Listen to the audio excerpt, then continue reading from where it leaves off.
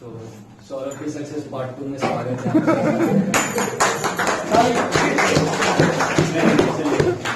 Thank you everyone.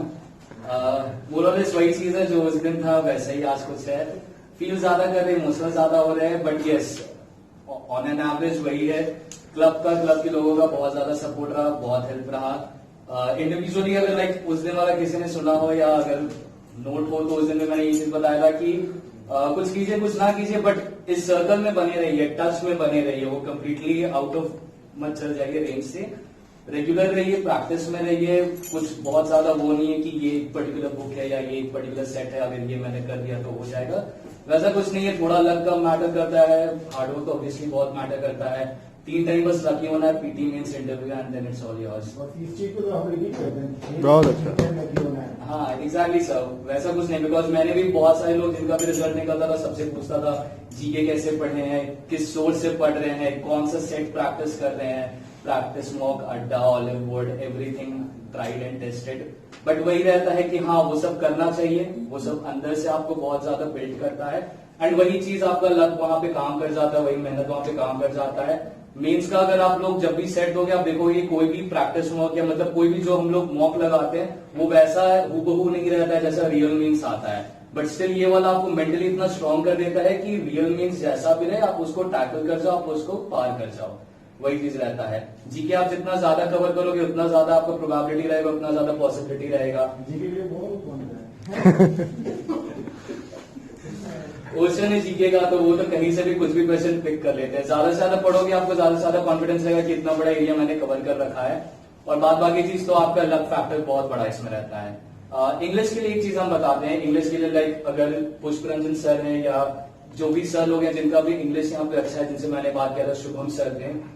Actually हम जहां से पढ़े हैं या हम लोग कह सकते हैं कि जहां से पढ़े हैं तो हमारा वो कॉन्सेप्ट उतना क्लियर नहीं है कि ये वर्ब का ये फॉर्म है, देन वो V2 होगा, V3 होगा, V4 होगा।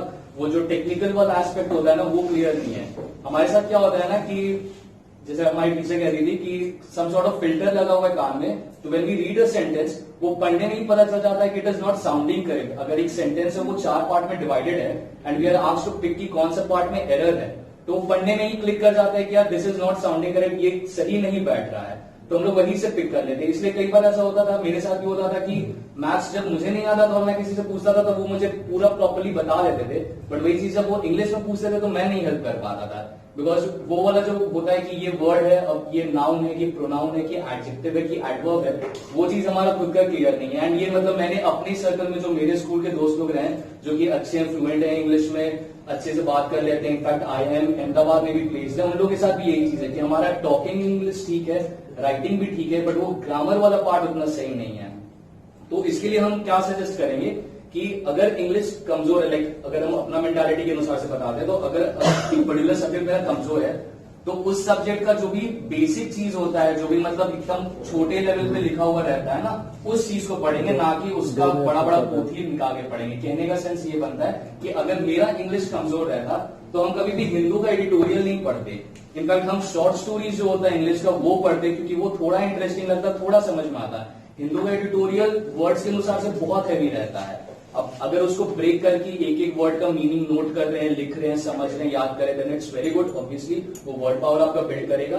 बट अगर वो नहीं हो पा रहा है तो बेसिक आपको न्यूज स्ट्रक्चर आपका पता है, इंग्लिश न्यूज़पेपर में वही न्यूज को आप पढ़ो। सपोज अगर फार्मर प्रोटेस्ट हो रहा है तो फार्मर प्रोटेस्ट का न्यूज तो आपको पता है, अगर वही आप इंग्लिश न्यूज़पेपर में पढ़ोगे तो आपको ये पता चलेगा कि अच्छा इस चीज के लिए ये वर्ड एसोसिएट होता है, तो वो रिलेट करेगा, वो आपको इंटरेस्टिंग लगेगा। नहीं तो अगर सिर्फ एडिटोरियल पढ़ रहे हैं और वो बोरिंग लग रहा है तो फिर it will not help you out. ठीक है, तो इंग्लिश के लिए हम ये चीज कहेंगे कि शॉर्ट स्टोरीज, शॉर्ट ब्लॉग्स हुए, ऐसे हुए, आर्टिकल्स हुए, कैसा भी हो वो बस पढ़ते रहिए, पढ़ते रहिए, पढ़ते रहिए। वो एट अ टाइम ऐसा हो जाएगा कि वो अंदर से डेवलप हो जाएगा कि जब रियल एग्जाम में वो क्वेश्चन आएगा तो वो देख के समझ में आ जाएगा कि नहीं ये चीज हम नहीं पढ़े हैं कभी। फॉर एग्जाम्पल एक चीज बताते हैं, लाइक जो जीके हम लोग पढ़ते हैं उसमें RBI का बहुत सारा मेंशन रहता है, मॉनेटरी पॉलिसी हुआ, रेट फ्लक्चुएट हुआ, ये हुआ, वो हुआ, ऐसा हुआ, तो वो हर जगह सेंटेंस जो स्टार्ट होता है वो ऐसे ही रहता है कि the RBI has recently made XYZ changes, the RBI is monetary policy, ये सब। तो अगर एग्जाम में कहीं पे भी एक सेंटेंस रहता है और वो स्टार्ट होता है एन RBI या RBI के साथ, तो वो वही पे हमको क्लिक कर जाता है कि नहीं जितना भी पढ़े हैं या जहां भी पढ़े वो द RBI ही पढ़े हैं, वो ए और एन है नहीं। तो वो वहीं पे स्ट्रक कर जाता है कि ये गलत है। अब कोई अगर ये पूछेगा कि ये गलत क्यों है, तो वो हम नहीं बता पाएंगे कि भाई आर बी आई है तो उसके आगे ए क्यों नहीं लग रहा है या एंड क्यों नहीं लग रहा है, बट ये चीज हमको पता है कि वो चीज गलत है। तो वही चीज करने का है, मतलब वही चीज मुझे हेल्प करता है या मेरे जो फ्रेंड्स है जिनका इंग्लिश ठीक है, एवरेज लेवल का है, उनका यही चीज रहता है कि आप जितना ज्यादा पढ़ोगे वो आपको अंदर से उतना ज्यादा क्लीन करते जाएगा, वो उतना ज्यादा आपको अपग्रेड करेगा और वो आपको रियल एग्जाम में काम आएगा कि आप पढ़ोगे, आपको स्ट्राइक कर जाएगा कि ये सही है ये गलत है, और फिर उससे आपका काम बन जाएगा। तो इंग्लिश के लिए, क्योंकि इंग्लिश मेरा थोड़ा ठीक ठाक था यहाँ पे compare to all the others, तो इंग्लिश के लिए तो वही रहेगा। बाद बाकी जो मैथ्स है, रीजनिंग है, रीजनिंग तो विद प्रैक्टिस आप जितना ज्यादा प्रैक्टिस करोगे वो ठीक हो जाएगा।